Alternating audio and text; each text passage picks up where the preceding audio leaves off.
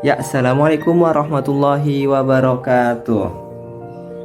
Alhamdulillahirabbil alamin wa bihi nasta'in wa ala umuri dunya waddin wassalatu wassalamu ala asyrafil anbiya'i wal mursalin wa ala alihi wa ashabihi ajma'in. Amma ba'du. Puji syukur kehadirat Allah Subhanahu wa taala yang telah melimpahkan nikmat iman, nikmat Islam, nikmat jasmani dan rohani sehingga kita bisa belajar secara online terkait S2 Pendidikan MIPA di Unindra. Sebelumnya, izinkan kami dari kelompok 6 yang beranggotakan saya sendiri, Rahmat Fauji, kemudian ada Ibu Estina Meliana, Ibu Nur Fadilah, dan Ibu Riris Rosmintang. Kali ini kita akan mempresentasikan mengenai materi berpikir, ingatan, lupa, dan kesadaran. Dalam pendahuluan, manusia mempunyai satu titik sumber energi yang mendorong atau menstimulasikan seluruh aktivitas tubuh untuk berinteraksi dengan dunia. Hal ini dibuktikan pada waktu mempunyai kesadaran yang penuh pada sesuatu yang berperan padanya.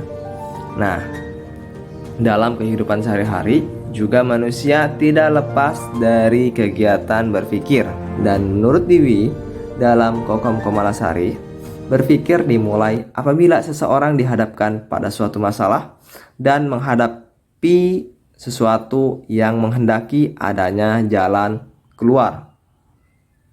Kemudian rumusan masalah dalam presentasi ini adalah bagaimana proses dari berpikir, ingatan, lupa, hingga faktor-faktor yang mempengaruhi kesadaran. Dengan tujuan untuk mengetahui proses dari berpikir, ingatan, lupa, hingga faktor-faktor yang mempengaruhi kesadaran itu sendiri. Berpikir adalah suatu proses atau aktivitas dari seseorang. Dalam berpikir, kita gunakan juga proses belajar dan mengingat. Salah satu sifat dari berpikir adalah goal directed, yaitu berpikir tentang sesuatu untuk memperoleh pemecahan masalah dan untuk mendapatkan sesuatu yang baru. Berikutnya adalah macam-macam berpikir. Yang pertama, berpikir alamiah, yaitu pola penalaran yang berdasarkan kebiasaan sehari-hari dan dipengaruhi oleh alam sekitarnya. Yang kedua, berpikir ilmiah, yaitu pola penalaran berdasarkan sarana tertentu secara teratur dan cermat.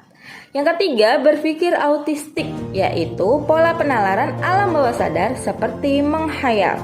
Yang keempat, berpikir realistik, yaitu berpikir dalam rangka menyesuaikan diri dengan dunia nyata, biasanya disebut dengan nalar.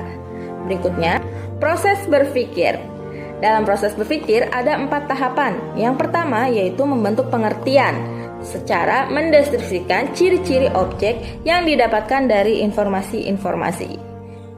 Setelah membentuk pengertian, kita akan membentuk pendapat, yaitu hasil pikiran otak dalam meletakkan hubungan antara tanggapan sesuatu dengan yang lainnya. Setelah mendapat pendapat, kita akan mengambil keputusan, yaitu pikiran kita menggabung-gabungkan pendapat-pendapat tersebut. Dan yang terakhir adalah mengambil kesimpulan, yaitu pikiran kita menarik keputusan final atau satu keputusan terakhir dari keputusan-keputusan yang lain. Berikutnya, hambatan dalam berpikir. Yang pertama adalah karena data yang kurang sempurna, sehingga kita masih membutuhkan banyak lagi data yang harus diperoleh. Yang kedua, data yang ada dalam keadaan confused atau membingungkan. Data yang satu bertentangan dengan data yang lain, sehingga hal ini akan membingungkan dalam proses berpikir. Berikutnya adalah ingatan. Ingatan merupakan kemampuan untuk menerima dan memasukkan learning, menyimpan retention, dan menimbulkan kembali apa yang pernah dialami remembering. Dalam proses mengingat informasi ada 3 tahap. Yang pertama, memasukkan informasi atau encoding. Yang kedua, penyimpanan atau storage.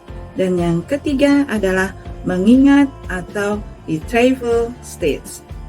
Adapun fungsi memasukkan atau encoding adalah pengkodean terhadap apa yang dipersepsi dengan cara mengubah menjadi simbol-simbol atau gelombang-gelombang listrik tertentu sesuai dengan sifat organisme.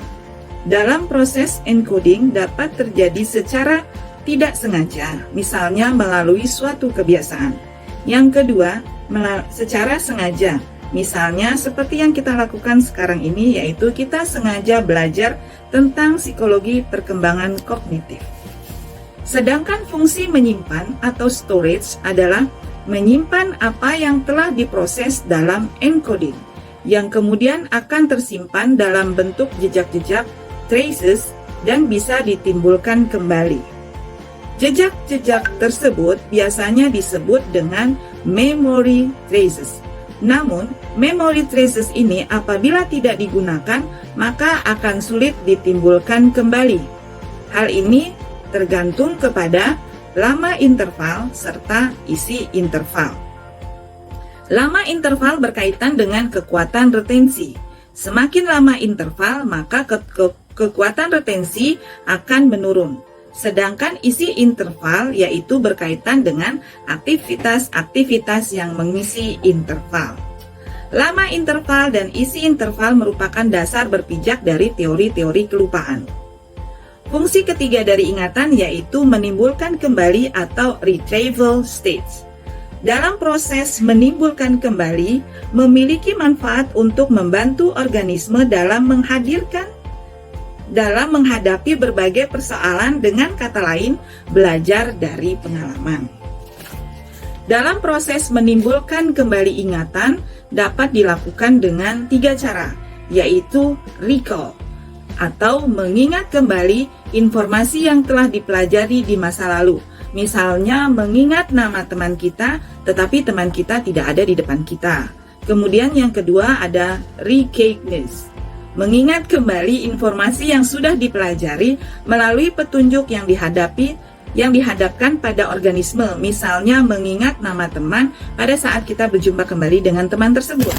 Yang ketiga yaitu reintegratif, yaitu proses mengingat dengan menghubungkan berbagai informasi menjadi suatu konsep atau cerita yang kompleks. Misalnya jika kita menyebutkan nama Siti Nurbaya, maka ingatan kita akan teringat dengan hal-hal yang berhubungan dengan tokoh tersebut, karena tokoh tersebut sudah sering kita tonton. Terima kasih kepada rekan saya. Selanjutnya saya akan melanjutkan membahas tentang lupa. Teori yang membahas tentang lupa itu yang pertama adalah definite teori atau atrofi. Teori ini beranggapan bahwa memori menjadi semakin halus dengan berlalunya waktu bila tidak pernah diulang kembali. Teori yang kedua yaitu teori interferensi. Teori ini menitik beratkan pada isi interval. Teori ini beranggapan bahwa informasi yang sudah disimpan dalam memori jangka panjang masih ada dalam gudang memori atau tidak mengalami kehalusan. Akan tetapi, jejak-jejak ingatan saling bercampur aduk sehingga mengganggu satu dengan lain. Teori yang ketiga yaitu teori interval failure. Teori ini sebenarnya sepakat dengan teori interferensi, bahwa informasi yang sudah disimpan dalam memori jangka panjang selalu ada. Tetapi kegagalan untuk mengingat kembali lebih disebabkan tidak adanya petunjuk yang memadai. Teori yang keempat yaitu teori motivated forgetting. Menurut teori ini, seseorang akan cenderung berusaha melupakan hal-hal yang tidak menyenangkan. Dan yang terakhir, lupa disebabkan oleh sebab-sebab fisiologis. Para peneliti sepakat bahwa setiap penyimpanan informasi akan disertai dengan berbagai perubahan fisik di otak. Perubahan fisik ini disebut dengan engram. Selanjutnya kita akan membahas tentang penyebab lupa. Yang pertama, adanya gangguan konflik antara item-item informasi atau materi yang ada dalam sistem memori. Yang kedua, adanya tekanan terhadap item yang telah ada, baik sengaja maupun tidak sengaja. Yang ketiga, menurut Anderson tahun 1990, perubahan situasi lingkungan antara waktu belajar atau waktu mengingat kembali. Yang keempat, menurut Hilgard, lupa dapat terjadi karena mata pelajaran yang telah dikuasai tidak pernah digunakan atau dihafalkan. Demikian pembahasan tentang lupa. Selanjutnya saya serahkan kepada rekan saya. Selanjutnya terkait kesadaran, di mana kesadaran merupakan kemampuan individu mengadakan hubungan dengan lingkungannya serta dengan dirinya sendiri, baik melalui panca inderanya, dan mengadakan pembatasan terhadap lingkungannya serta terhadap dirinya sendiri melalui perhatian. Oke, berikutnya terkait tingkat kesadaran. Di sini ada 6 jenis tingkat kesadaran. Yang pertama ada compos mentis atau conscious, di mana conscious ini adalah kesadaran normal atau kesadaran secara penuh. Kemudian ada apatis, yakni keadaan kesadaran yang segan untuk berhubungan dengan lingkungannya. Jadi sikapnya acuh tak acuh. Lalu ada delirium. Delirium ini yakni keadaan gelisah, disorientasi, baik untuk orang, tempat maupun waktu. Kadang memberontak, berteriak, berhalusinasi, juga bisa berhayal. Lalu ada somnolen, di mana somnolen ini adalah kesadarannya yang menurun. Jadi ditandai dengan psikomotoriknya yang lambat, mudah tertidur, namun kesadaran dapat pulih bila dirangsang kembali atau mudah dibangunkan. Kemudian ada stupor atau soporokoma, yakni keadaan seperti tertidur lelap tetapi ada respon terhadap nyeri. Ketika kita dibangunkan ya melalui sentuhan fisik atau mungkin dijewer lah, itu kita merespon rangsangan nyeri tersebut sehingga kita bisa langsung bangun. Lalu ada koma, di mana koma tidak dapat dibangunkan, tidak ada respon terhadap rangsangan apapun. Oke. Penyebab menurunnya kesadaran, di mana otak mengalami kekurangan oksigen atau hipoksia. Lalu kekurangan aliran darah seperti keadaan shock itu juga bisa menurunkan tingkat kesadaran. Penyakit metabolik seperti diabetes mellitus, keadaan hipo atau hypertremia, pengaruh obat-obatan, dehidrasi, alkohol, keracunan, sampai stroke dan tumor otak bisa mempengaruhi menurunnya kesadaran. Dan adapun kesimpulan pada presentasi kali ini, dalam berpikir ada beberapa tingkatan atau stage sampai seseorang memperoleh pemecahan masalah. Di antaranya berpikir konkret, berpikir skematis, dan berpikir abstrak. Dan dalam proses berpikir ada 4. Ada membentuk pengertian, membentuk pendapat atau opini, putusan, sampai membentuk kesimpulan. Lalu ada lupa, yakni kondisi di mana suatu informasi yang telah disimpan dalam memori otak jangka panjang hilang.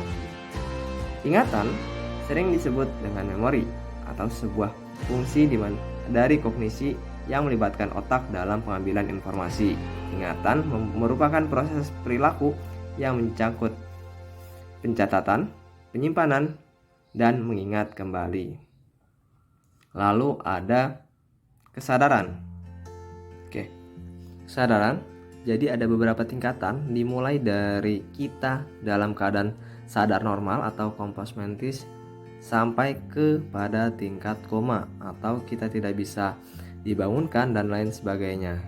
Jadi kita bisa melihat keadaan kita berdasarkan tingkat kesadaran. Sudah sampai di mana tingkat kesadaran kita dalam sehari-hari. Oke, mungkin segitu aja presentasi dari kelompok 6. Kurang lebihnya kami mohon maaf, dan apabila jika ada pertanyaan silahkan chat di grup WhatsApp ya. Oke, wassalamualaikum warahmatullahi wabarakatuh.